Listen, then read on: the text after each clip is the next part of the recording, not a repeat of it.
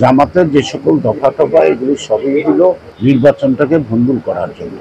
ওরা আওয়ামী লীগ নাই, এই কারণে বিএনপি ক্ষমতা আসবে, এটা তারা সহ্য করতে পারে না। আমি জানি কিয়ামত পর্যন্ত বাংলাদেশে জামাত কখনো রাষ্ট্রীয় ক্ষমতা আসবে না। অন্য দল আসবে, কিন্তু ওরা আসবে না, এটা শিব। ওরা পাকিস্তানের যখন আন্দোলন হয় তখন পাকিস্তান আন্দোলন ওরা বিরোধিতা করছে। আজ পর্যন্ত জামাত পাকিস্তানে কখনো আসন পায় না। জামাত কিন্তু ভারতেও আছে, শুধু বাংলাদেশের না। তো সেই কারণে সাধারণ মানুষের ভাবনাকে যারা উপলব্ধি করতে পারে না, তারা কখনো সাধারণ মানুষের ভাষা না বুঝে তাদের মতলব হাসিল করতে চায়। সেই কারণেই বলবো যে আমরা স্বাধীনতার যুদ্ধে যেমন আমাদের রক্তদান আছে, জীবনদান আছে, আমাদের শ্রম আছে, এবং প্রত্যেকটা আন্দোলনও পরিবর্তনে আমাদের শ্রম আছে।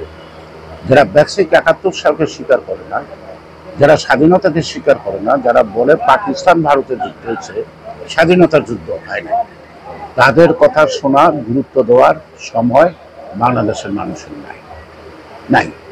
তারা যারা ষড়যন্ত্র করুক, নির্বাচন বানচাল করার ষড়যন্ত্র করবে, এটা আজকে দেখেন জামাতকে ব্যান করছে আওয়ামী লীগ।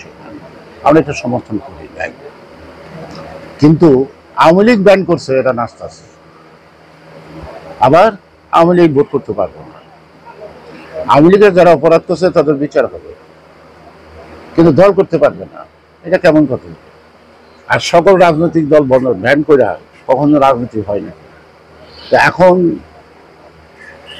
আওয়ামী লীগ নাই, এখন বিএনপি থাকবো না, ৭১-এর রাজাঘাটার দেশ চালাইবো, আর এটা আমরা মানবো, এই বেচা থাকবে নাকি? অসম্ভব। ভাইয়া তুমি শর্ট বলবো না, তোমার জন্য ঝামেলা কিন্তু।